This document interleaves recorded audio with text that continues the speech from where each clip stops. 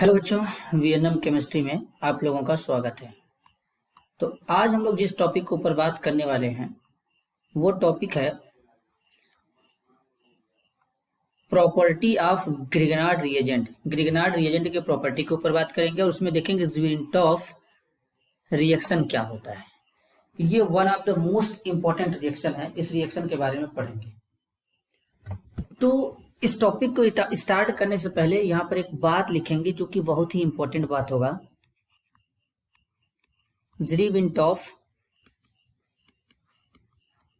How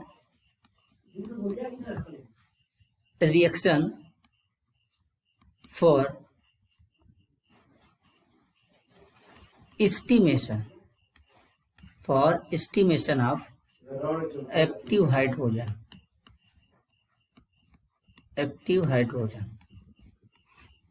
इसको prepare करने का तरीका होता है एक्टिव हाइड्रोजन से इसको प्रिपेयर करते हैं। एक्टिव हाइड्रोजन क्या होते हैं? एसिडिक हाइड्रोजन को कहते हैं, एसिडिक हाइड्रोजन को कहते हैं। तो ये बात याद रखेंगे कि एक्टिव हाइड्रोजन क्या होता है। तो सबसे पहले एक्टिव हाइड्रोजन को ही हम लोग क्या कहते हैं? Acidic hydrogen. और जो एसिडिक हाइड्रोजन होता है H+ को कहते हैं। और H+ कब मिलेगा? जब ये मोर इलेक्ट्रोनेगेटिव एलिमेंट से जुड़ा होगा तब। अब यहाँ पर जो ये X के जैसा दिख रहा है ये क्या है? दरअसल ये जो X के जैसा दिख रहा है ये X नहीं है, इसको काई कहते हैं।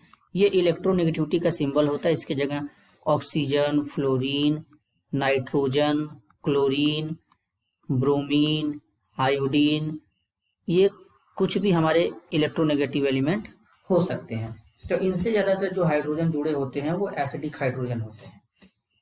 तो ये क्या करते हैं? H+ के फॉर्म में मिल जाते हैं। तो इस रिएक्शन को प्रिपेयर करने का टेक्निक है एक्टिव हाइड्रोजन। तो अब मैं आपको बताऊंगा कि एक्टिव हाइड्रोजन कहाँ कहाँ से मिलते हैं, उसके ऊपर बात करेंगे। तो सबसे पहले एक ट्रिक आप याद रखेंगे। ये ट्रिक्स क्या होता है इसके बारे में देखते हैं। NaCO₁SQ and HX, ये ट्रिक्स होगा, ये ट्रिक्स है। और इस ट्रिक का यूज करके हम लोग क्या करेंगे? एक्टिव हाइड्रोजन के बारे में समझेंगे। तो सबसे पहले समझते हैं कि एक्टिव हाइड्रोजन किस किस कंपाउंड के पास होता है। तो सबसे पहले N का मतलब समझेंगे, A का मतलब समझेंगे, C का मतलब समझेंगे, O का मतलब समझेंगे, N का मतलब समझेंगे, S, Q, H and X। In code का मतलब समझते हैं सबसे पहले। N का मतलब होता है नाइट्रोएल्केन। मतलब नाइट्रोएल्केन में जो हाइड्रोजन होते हैं वो कैसे हाइड्रोजन होते हैं? एसिडिक हाइड्रोजन होते हैं। यानी इसको हम ऐसे लिख देते हैं, ट्रिक फॉर एसिडिक हाइड्रोजन।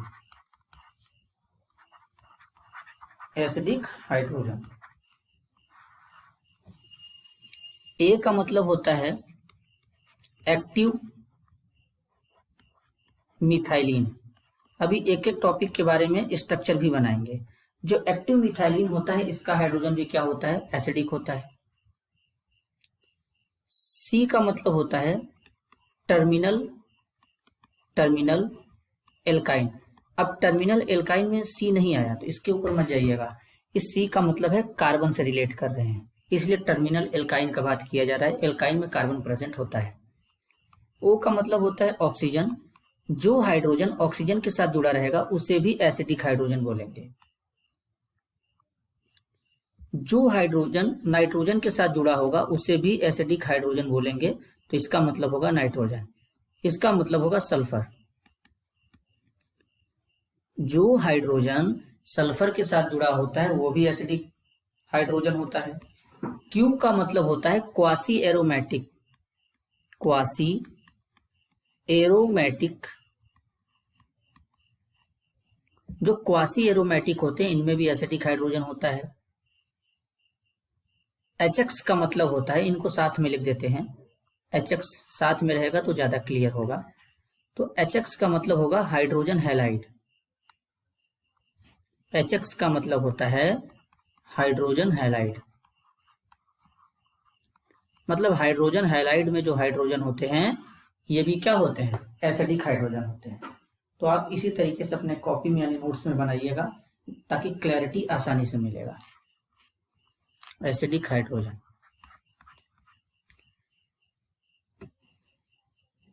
अब एक एक टॉपिक को डिस्कस करते हैं। सबसे पहला जो होगा वो होगा nitro alkene. Nitro alkene. Nitro alkene क्या होते हैं?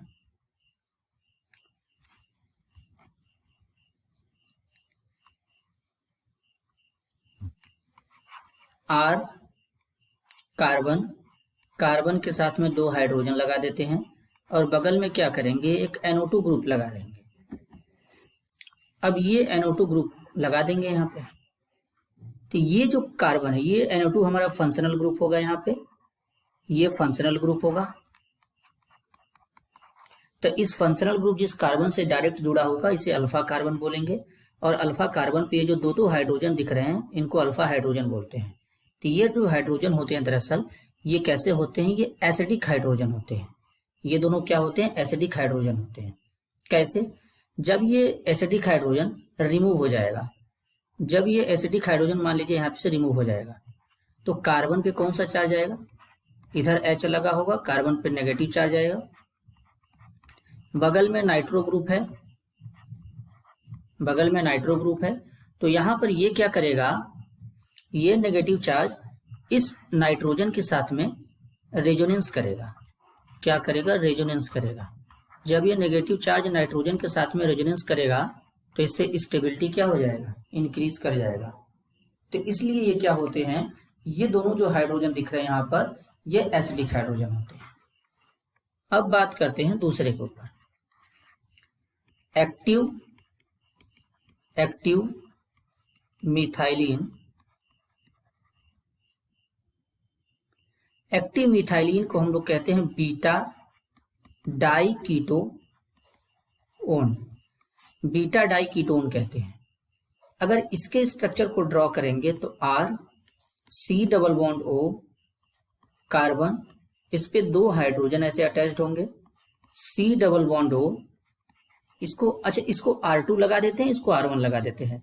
R1 R2 लगाने का मतलब ये नहीं कि ये दोनों 2 बार है, बस सीधा सीधा फर्क इतना है कि R1 लगा दिए तो ये R डिफरेंट होगा और ये R2 डिफरेंट होगा, दोनों सेम नहीं हो सकते।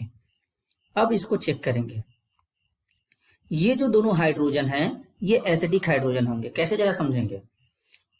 अब यहाँ पर क्या है, ये फंक्शनल ग्रुप हो गया, यहाँ पर फंक्शनल ग्रुप हो गया, तो ये अल्फा हो गया, ये बीटा हो गया, ये अल्फा हो गया और ये बीटा हो गया। तो बीटा पे क्या है, यहाँ पे 2 बार कीटोन ग्रुप है तो डाई कीटो हो जाएगा, एक कीटोन बीटा पे है तो बीटा डाई कीटोन हो जाएगा।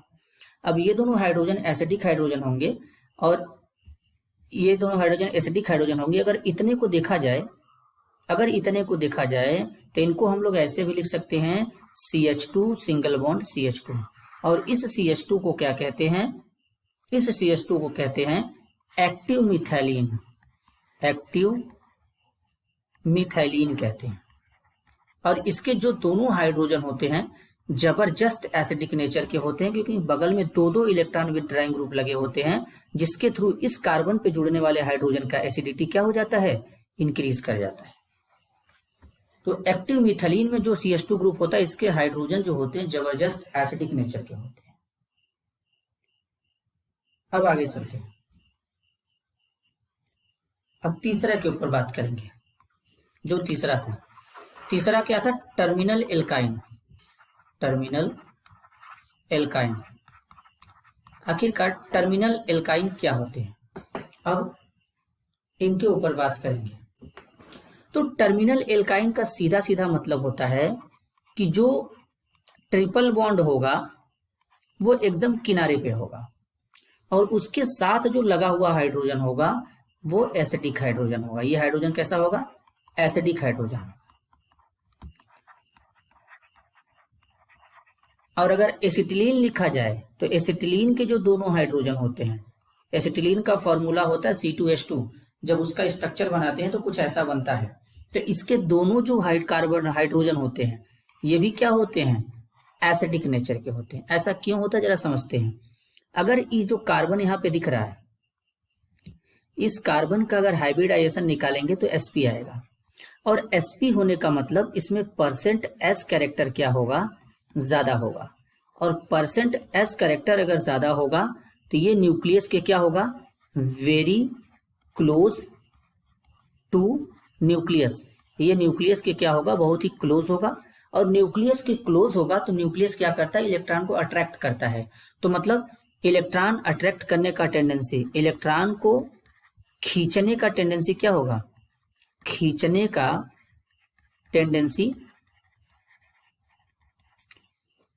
इसका ज्यादा होगा। अब इलेक्ट्रॉन के खींचने का टेंडेंसी ज्यादा होगा तो मतलब इलेक्ट्रोनेगेटिविटी क्या करेगा? इंक्रीज करेगा। इलेक्ट्रोनेगेटिविटी को काई से दिखाते हैं। तो यानी अगर हम ऐसे लिख दें कि जो परसेंट एस कैरेक्टर होता है ये डायरेक्टली प्रोपोर्शनल होता है इलेक्ट्रोनेगेटिविटी के, तो ये बात सही रहेगा। तो जिसके थ्रू ये बॉन्ड यहाँ से ब्रेक कर जाता है और ये H+ एसिड के फॉर्म में निकल जाता है, इस पे माइनस चार्ज आ जाता है। तो इसके पीछे का कहानी यही होता है। अब आगे चलते हैं। कितना हो गया? 3 हो गया। अब चौथे के ऊपर बात करते हैं। अब जैसे जो ऑक्सीजन वाला देखते हैं, जो हाइड्रोजन ऑक्सीजन से जुड़ा है तो वो तो H+ के फॉर्म में निकल ही सकता है ना।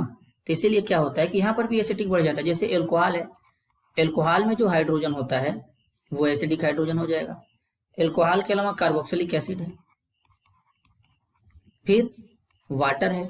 तो अब इसमें क्या हुआ? इसमें ये हो रहा है कि यहाँ पर ये जो दिख रहा है ये एसिडिक हाइड्रोजन है, एसिडिक हाइड्रोजन है, एसिडिक हाइड्रोजन है। तो ये सब एसिडिक हाइड्रोजन हो जाएंगे,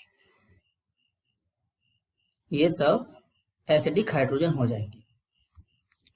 अब अगर पांचवें के ऊपर बात करेंगे तो नाइट्रोजन वाले। अच्छा, नाइट्रोजन वाले कैसे होंगे इसको देख करते हैं। जैसे अमोनिया होता है तो अमोनिया में जो हाइड्रोजन होता है 3 हाइड्रोजन होते हैं। तो इसी तरह अगर एमीन बनाएंगे तो RH हो जाएगा। अगर इसी तरह 3 डिग्री एमीन बना दे तो मतलब 2 डिग्री, तो नाइट्रोजन के साथ में 2 R लग जाएंगे, यहाँ पर हाइड्रोजन हो जाएगा। तो ये जो हाइड्रोजन दिख रहा है ये कैसा हाइड्रोजन होगा?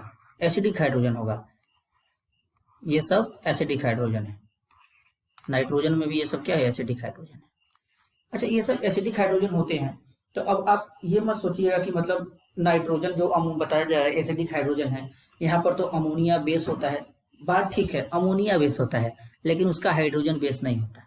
ये बात याद रखिएगा, हाइड्रोजन तो एसिड ही होता है। आगे चलते हैं। अब अगर हम लोग छठवां चेक करें, सल्फर वाले, सल्फर वाले, तो सल्फर में क्या होंगे? जैसे ये हाइड्रोजन, सल्फर हाइड्रोजन, RH, ये जो होते हैं इनके हाइड्रोजन जो होते हैं ये क्या होंगे? ये एसिडिक होंगे। अच्छा, इसको थायोल भी कहते हैं, इसको थायोल भी कहते हैं। जो स्पेसिफिक नाम होगा मैं आपको बताना चलूंगा, और एक दिन अलग से नेमिंग वाला भी वीडियो बना लिया जाएगा, ज्यादा फायदा रहेगा। इसी तरह अगर सातवां चेक करें तो क्वैसी एरोमेटिक क्या होते हैं, पहले इसके बारे में थोड़ा सा इंट्रोडक्शन दे ही देते हैं। क्वैसी एरोमेटिक, इनका मतलब होता है सीधा सीधा ऐसे aromatic compound, those aromatic compound exist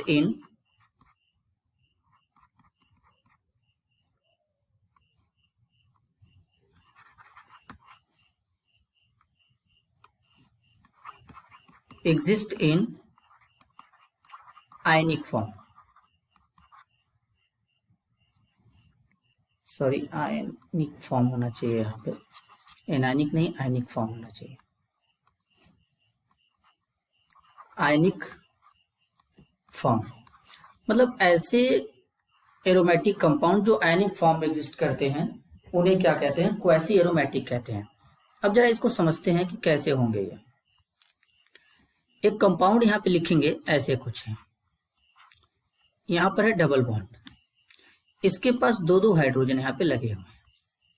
अब ये जो दोनों हाइड्रोजन यहाँ पे शो हो रहे हैं, इनमें खास बात क्या होगा, एक हाइड्रोजन यहाँ पे, ये हाइड्रोजन यहाँ पे, ये कंपाउंड अभी क्या है, एक कंपाउंड यहाँ पर अभी क्या है, एंटी एरोमेटिक है, मतलब एक तरीके से बोले तो अनस्टेबल है। तो ये स्टेबिलिटी के लिए क्या करेगा, एक बॉन्ड इसमें से टूट जाएगा तो कुछ इस तरीके से यहाँ पे फॉर्म हो जाएगा, और इस तरीके से जब फॉर्म होगा तो दो तो डबल बॉन्ड है ही, एक हाइड्रोजन भी रहेगा, लेकिन यहाँ पर एक नेगेटिव चार्ज आएगा। नेगेटिव चार्ज आने का मतलब 6 पाई इलेक्ट्रॉन हो जाएगा, हकल रूल को फॉलो करेगा, कंपाउंड साइक्लिक है, हाइब्रिडाइजेशन sp2 हो जाएगा, तो ये कंपाउंड क्या हो जाएगा, एरोमेटिक हो जाएगा। तो ये जो हाइड्रोजन दिख रहा था ये एसिडिक हाइड्रोजन हो गया, और ये एरोमेटिक कंपाउंड है, आयंस के फॉर्म में दिख रहा है, नेगेटिव चार्ज आ गया, तो ये कैसा एरोमेटिक कंपाउंड होगा, ये हो जाएगा क्वासी एरोमेटिक हो जाएगा। क्वासी एरोमेटिक के भी जो हाइड्रोजन होते हैं वो एसिडिक नेचर के होते हैं। नेक्स्ट बात करेंगे 8वें टॉपिक के ऊपर। अब हाइड्रोजन हैलाइड वाले, हाइड्रोजन हैलाइड वाले, अब हाइड्रोजन हैलाइड वाले कौन कौन से होंगे, जो हाइड्रोजन हैलाइड वाले होंगे वो क्या होते हैं,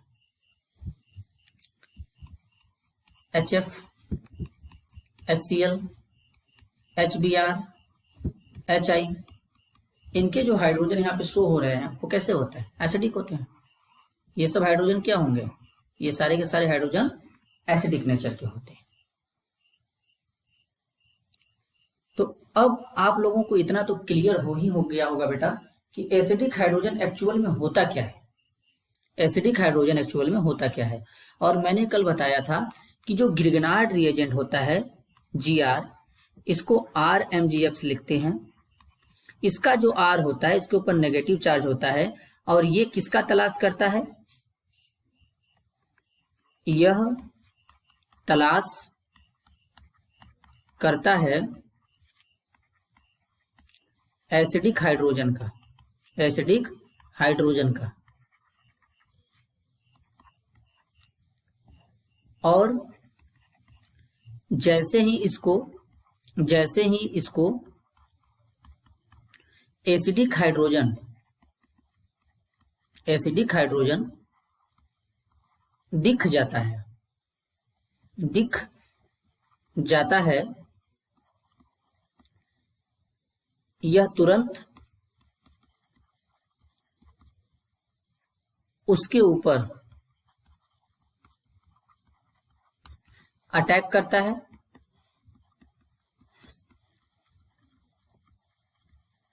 और एल्केन बना देता है, एल्केन बना देता है। ये बात याद रखेंगे कि जो RMgx होता है, RMgx में जो R होता है उसके ऊपर नेगेटिव चार्ज होता है, एल्काइलेटेड आयन होता है, तो वो हमेशा एसिडिक हाइड्रोजन के खोज में यानी तलाश में घात लगा के बैठा होगा। उसको जैसे ही एसिडिक हाइड्रोजन दिखेगा, एसिडिक हाइड्रोजन मिलते ही वो क्या करता है, उसके ऊपर अटैक करेगा, यानी उसको छीन लेगा, चुरा लेगा। चुराने के बाद वो क्या करेगा, एल्केन बना देगा। इतना जबरदस्त होता है। आइए इस पे अब कुछ क्वेश्चन प्रैक्टिस करते हैं, खुद ही क्लैरिटी हो जाएगा। बस अभी तक मैंने जितना कॉन्सेप्ट सिखाया है, एक एक कॉन्सेप्ट को बस अच्छे से याद रखना है। मैप कॉन्सेप्ट, मैप कॉन्सेप्ट,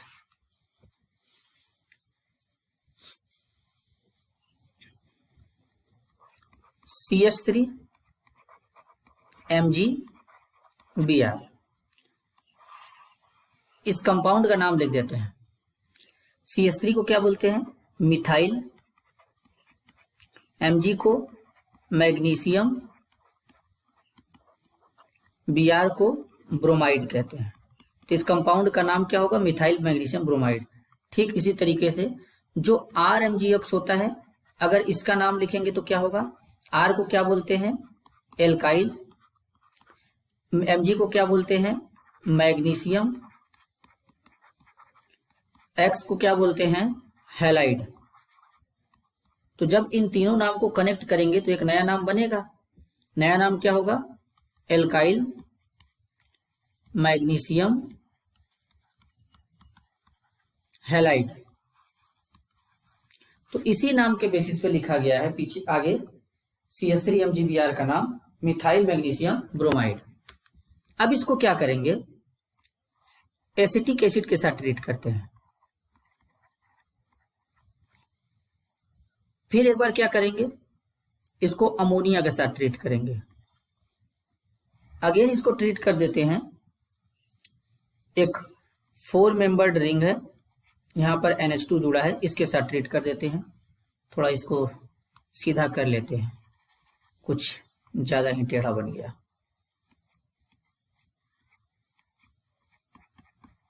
हाँ अब ठीक है। अगेन इसको क्या करेंगे? एक कार्बोनिल कंपाउंड के साथ ट्रीट कर देते हैं। Double bond O beta keto acid है, बीटा डाई कीटोन है। ये वाला जो हाइड्रोजन यहाँ पे दिखेगा एक्टिव मिथाइलिन ग्रुप होगा।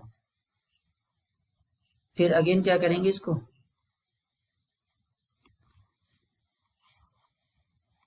अगेन इसको ट्रीट कर देते हैं फिनॉल के साथ में।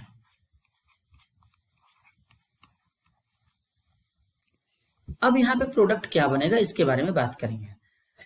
थोड़ा बस एक लाइन और सीधा करना है, कुछ ज्यादा ही टेढ़ा हो जा रहा है लाइन। अब ठीक है या हाँ, तो समझते हैं। इस बॉन्ड को ब्रेक करेंगे तो इस पे नेगेटिव आएगा, इस पे आएगा पॉजिटिव। इधर वाले बॉन्ड से तो मतलब है नहीं। तो अब इसके ऊपर जब नेगेटिव आ ही गया तो ये किसके तलाश में होगा? एसिडिक हाइड्रोजन के। एसिडिक हाइड्रोजन कहाँ से मिलेगा? अभी हम लोगों ने समझ लिया। तो अब जरा देखते हैं, ये वाला हाइड्रोजन एसिडिक है, व्हाइट लेते हैं ज्यादा क्लैरिटी होगा। ये वाला हाइड्रोजन क्या है? एसिडिक है। तो ये CH3H मिलके क्या बना देंगे? मीथेन बना देंगे। यहां से भी एसिडिक हाइड्रोजन मिलेगा तो एक CH3 में एक हाइड्रोजन जोड़ देंगे यहां से, तो क्या बन जाएगा? मीथेन बन जाएगा।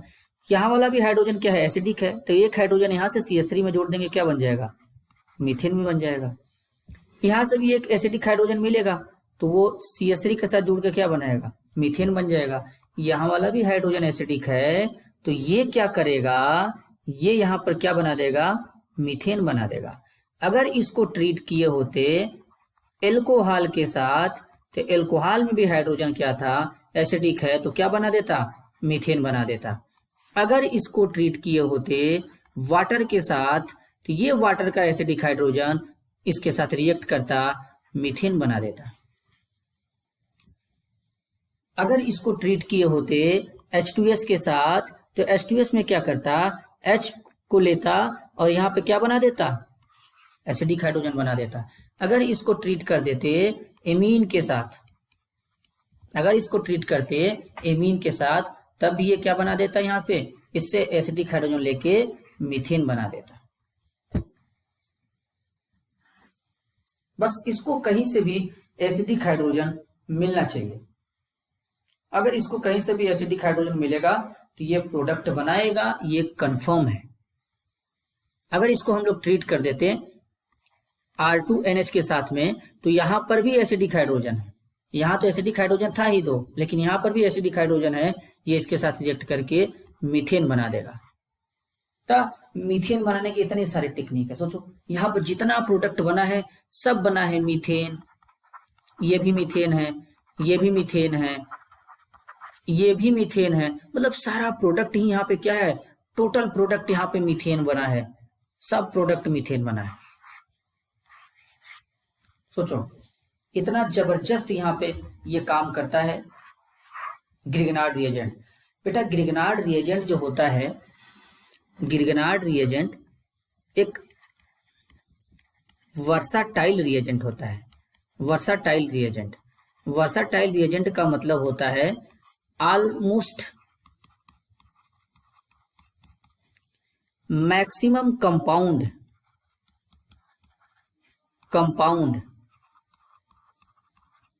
के साथ यह रिएक्ट करता है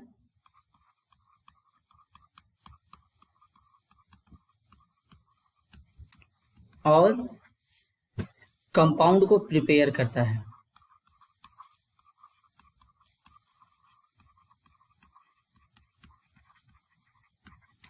मतलब मैक्सिमम कंपाउंड के साथ ये रिएक्ट भी कर सकता है और मैक्सिमम कंपाउंड इससे प्रिपेयर किए जाते हैं, ये बात ध्यान में रखेंगे।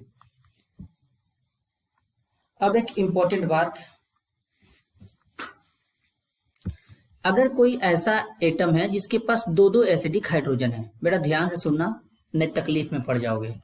तो जब इसके पास दो दो एसिडिक हाइड्रोजन होंगे तो ये क्या करेगा, केवल एक ही एसिडिक हाइड्रोजन निकालेगा, बाकी एक हाइड्रोजन को रिलीज नहीं करेगा। केवल एक नेगेटिव चार्ज ही अपने ऊपर रख सकता है, दो नेगेटिव चार्ज नहीं रखेगा। ये बात नोट में याद रखना। यानी एक बार में एक ही निकालना है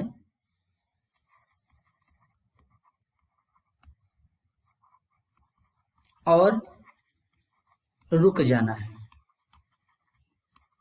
मतलब एक बार में एक ही हाइड्रोजन को निकालना, उसके बाद रुक जाना है। अगर तुम दोबारा निकालोगे तो तकलीफ में पड़ जाओगे, और तकलीफ में पड़ जाओगे तो रिएक्शन गलत करोगे। इसीलिए तकलीफ में मत पड़ना, ना रिएक्शन गलत करना। चलो चेक करते हैं। ये है ग्रिगनार्ड रिएजेंट, इसके ऊपर नेगेटिव चार्ज आएगा, ये बॉन्ड ब्रेक करेगा, इस पे पॉजिटिव। इसको एसिटिलीन के साथ ट्रीट करते हैं।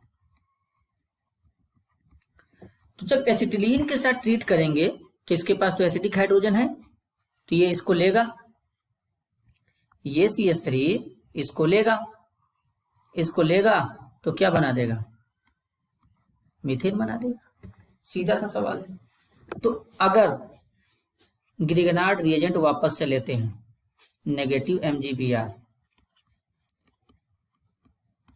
C ट्रिपल बॉन्ड CH, तो यहां पर कितने मोल्स मिलेंगे मीथेन के, ये बताना है। कितने मोल मिलेंगे मीथेन के, ये बताना है। तो सबसे पहले यहां पर लिख देते हैं मोल्स ऑफ मीथेन। अब जरा ध्यान से समझेंगे। अगर यहां पे ग्रिगनार्ड रिएजेंट के 2 मोल लेंगे तो 2 मोल लेने का मतलब होगा कि CH3 कितने बार आएगा, CH3 माइनस 2 बार आएगा। जब 2 बार आएगा तो सामने 2 एसिडिक हाइड्रोजन है, तो यानी एसिटिलीन का कितना मोल यूज होगा, 1 मोल होगा। और मीथेन कितना मोल बनेगा, 2 मोल्स बनेगा। देखो कितना आसान है।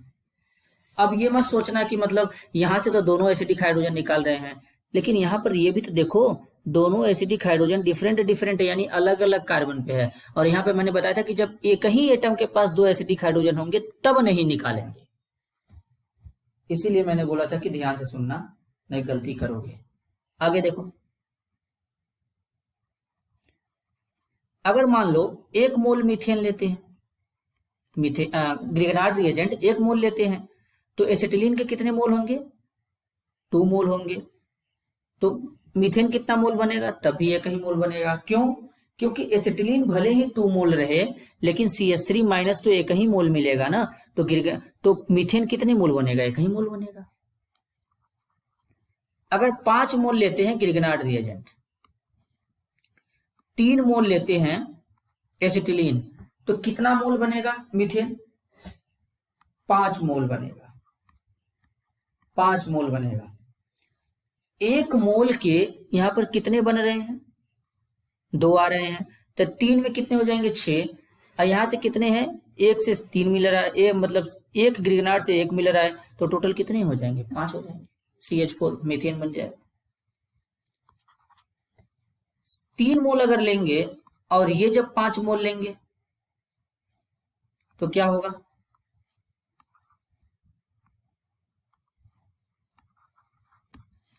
यहां पर बन जाएगा 3 मोल। अब आराम से घर पे बैठ के बनाते रहना, चेक करते रहना। हम लोग आगे चलते हैं। अब हम बात करने वाले हैं NAR के ऊपर। इसको बोलते हैं न्यूक्लियोफिलिक एडिशन रिएक्शन। अब इसका मतलब क्या होता है जरा समझते हैं। इसका मतलब होता है न्यूक्लियोफाइल जुड़ेगा, सीधा सीधा बात है, न्यूक्लियोफाइल जुड़ेगा। अब देखते हैं,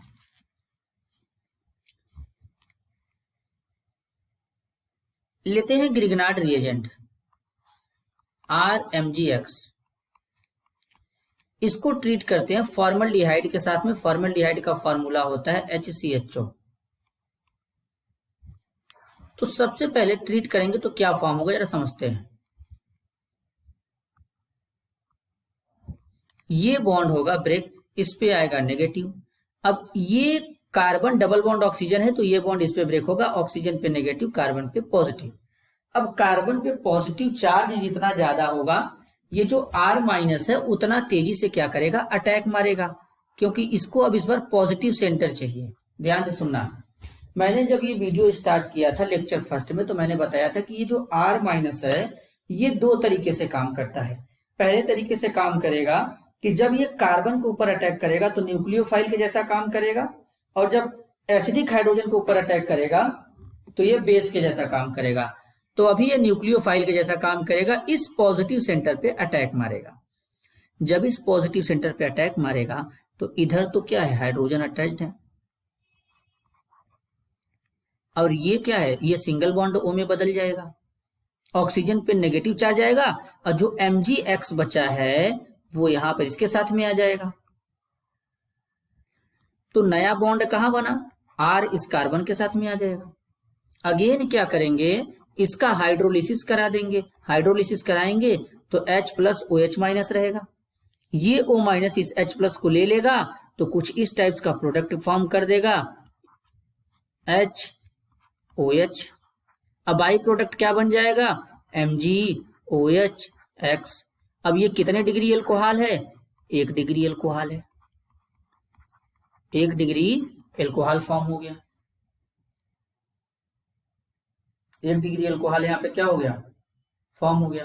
अच्छा जी, इसका वर्कअप कराते हैं। ये वर्कअप वाटर के अलावा यहाँ पर NH4Cl भी देखने के लिए मिल सकता है। NH4Cl से भी वर्कअप करा सकते हैं क्योंकि इससे भी H प्लस मिल सकता है आसानी से, इसलिए कभी कभी वाटर नहीं रहता, अमोनियम क्लोराइड लिख के आ जाता तो हम लोग बड़ा घबरा जाते हैं कि अब प्रोडक्ट क्या बनेगा।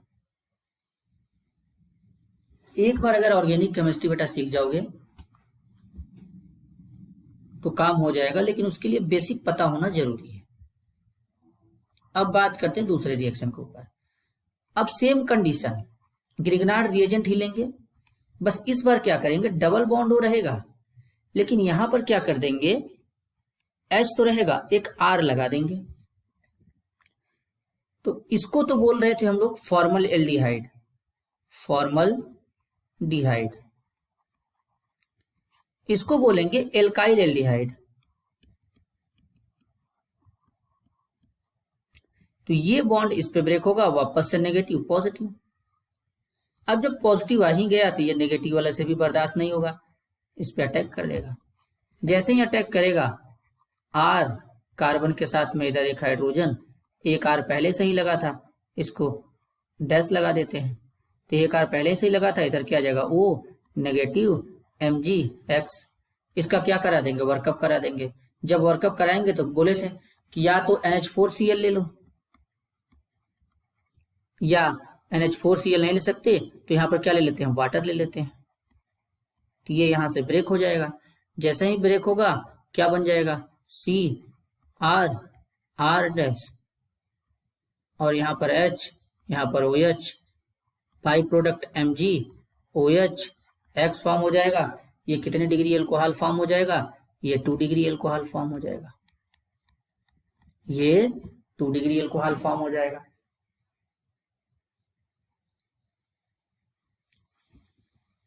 अब बात करते हैं तीसरे के बारे में कि तीसरे वाले रिएक्शन में क्या होगा। तीसरे वाले में हम लोग कुछ नहीं करेंगे, बस इसमें एक छोटा सा डिफरेंस चेंज और करने वाले हैं कि RMgX रहेगा। बस चेंज ये करेंगे कि इस बार दोनों जगह R लगा देंगे, इस जगह बार दोनों जगह R लगा देंगे। तो क्या होगा इसको देखते हैं। जब दोनों जगह आर लगाएंगे तो इस कलर को लेते हैं, तो ये बॉन्ड इस पे ब्रेक होगा नेगेटिव, इस पे पॉजिटिव, ये बॉन्ड ब्रेक होगा इस पे नेगेटिव, इस पे पॉजिटिव, ये इस पे अटैक करेगा। इसको थोड़ा अच्छे से बना देते हैं। ये इस कार्बन पे अटैक करेगा, तो क्या फॉर्म होगा,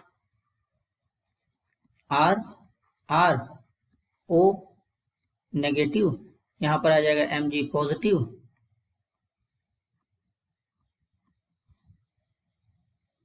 और यहाँ पे X।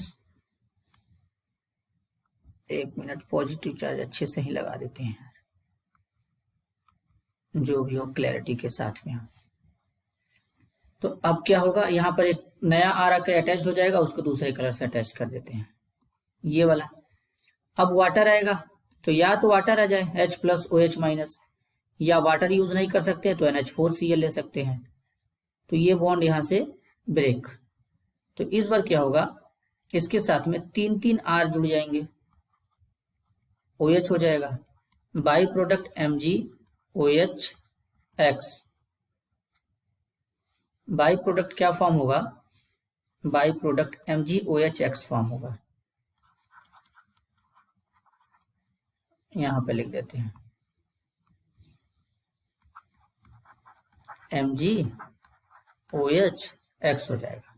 ये कितने डिग्री एल्कोहल बना, 3 डिग्री एल्कोहल फॉर्म हो गया। ये 3 डिग्री एल्कोहल फॉर्म हो गया। इसको क्या कहते हैं, कीटोन कहते हैं, इसको कीटोन कहते हैं। अब मान लेते हैं कि इस रिएक्शन का रेट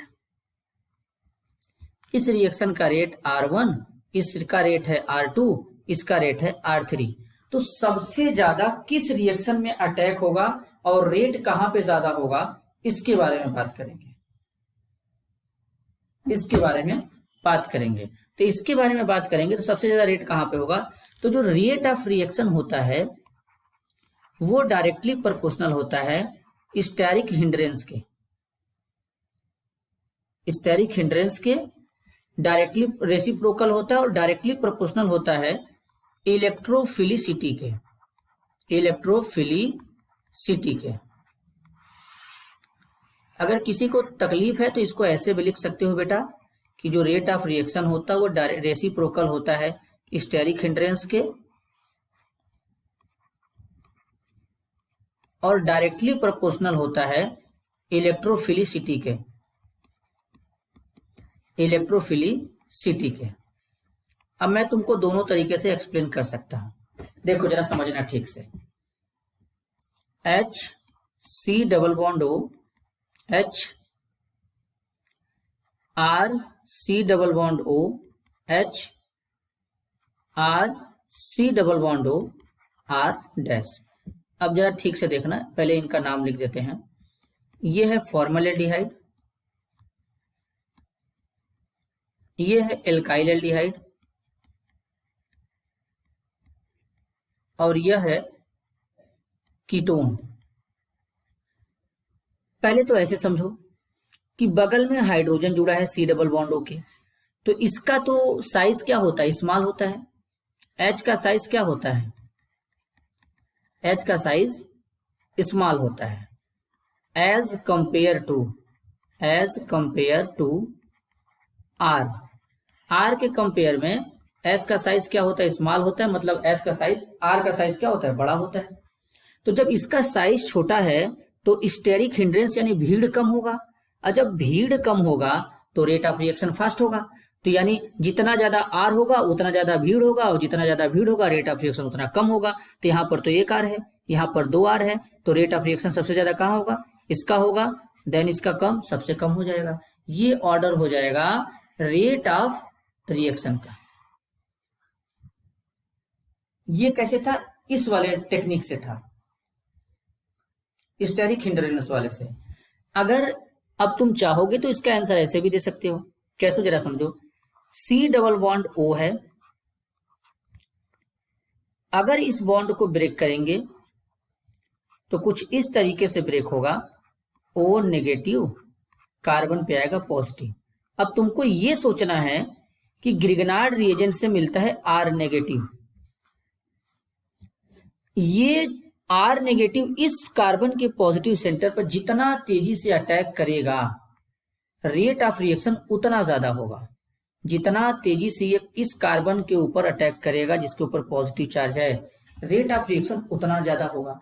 तो लेकिन कब ये इस कार्बन के ऊपर तेजी से अटैक करेगा, पहले ये तो पता चले।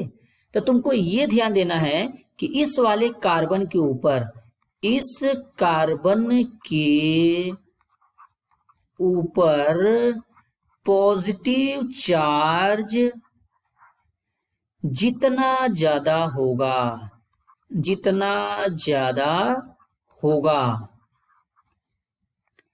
माइनस वाला कौन, आर माइनस, उतना फास्ट अटैक करेगा और रेट ऑफ रिएक्शन उतना ही ज्यादा होगा। ये बात ध्यान देना।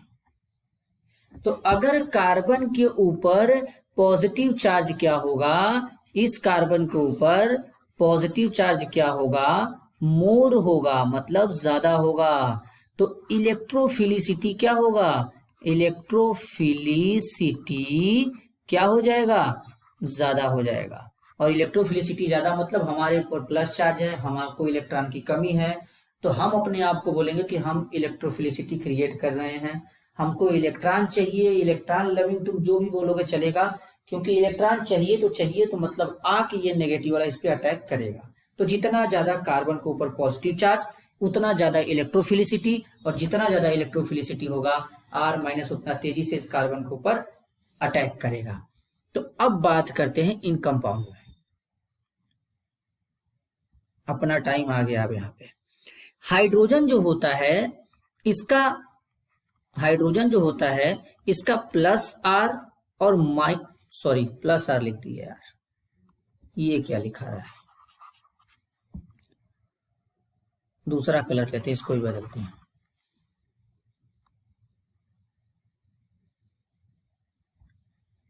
थोड़ा ग्रीन का भी यूज कर ही लिया जाए। हाइड्रोजन जो होता है इसका माइनस आई और प्लस आई दोनों इफेक्ट क्या होता है, जीरो मान के चलते हैं। तो मतलब एक वर्ड में बोले तो हाइड्रोजन नहीं इलेक्ट्रॉन खींच सकता है, नहीं इलेक्ट्रॉन दे सकता है, बात खत्म। लेकिन ये जो आर होता है ये प्लस आई इफेक्ट को शो करता है। प्लस आई इफेक्ट का मतलब ये जिसके साथ जुड़ेगा उसको इलेक्ट्रॉन देगा। तो अब तुम जरा दिमाग लगाओ, यहां पर भी पॉजिटिव चार्ज, यहां पर भी पॉजिटिव चार्ज, यहां पर भी पॉजिटिव चार्ज। अब ये आर क्या करेगा, इसको इलेक्ट्रॉन देगा। तो इलेक्ट्रॉन देने का मतलब ये पॉजिटिव चार्ज क्या होगा, कम होगा। ये वाला आर इधर से इलेक्ट्रॉन देगा, ये इधर से इलेक्ट्रॉन देगा, तो और ज्यादा पॉजिटिव चार्ज क्या हो जाएगा, कम हो जाएगा। अब पॉजिटिव चार्ज जितना ज्यादा कम होगा, इलेक्ट्रॉन नेगेटिव चार्ज जो है आर माइनस उतना कम अटैक करेगा, उतना कम अटैक करेगा। तो यहां पर तो पॉजिटिव चार्ज ज्यादा होगा, हाइड्रोजन न इलेक्ट्रॉन देगा न लेगा, तो रेट ऑफ रिएक्शन कहां पे ज्यादा होगा, फॉर्मल्डिहाइड में, एल्काइल एल्डिहाइड में सबसे कम, कीटोन में सबसे कम हो जाएगा। ऐसे बता सकते थे, ये एक्सप्लेन करने का टेक्निक है। तो अब क्लियर हो गया होगा।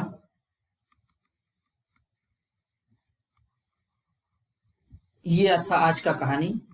अब हम लोग क्या करेंगे, कल इसके आगे अगले टॉपिक पर डिस्कस करेंगे। तो एक बार शुरू से देख लेते हैं जो जो हम लोगों ने आज सीखा। तो हम लोग आज यहीं से स्टार्ट किए थे और टोटल यहाँ तक लेकर के आए। नोट्स बनाइए, कॉपी में लिखिए, अच्छे से पढ़िए, आगे बढ़ते रहिए। इससे ज्यादा हम क्या बोलेंगे। एक बात जरूर बोलेंगे, थैंक यू।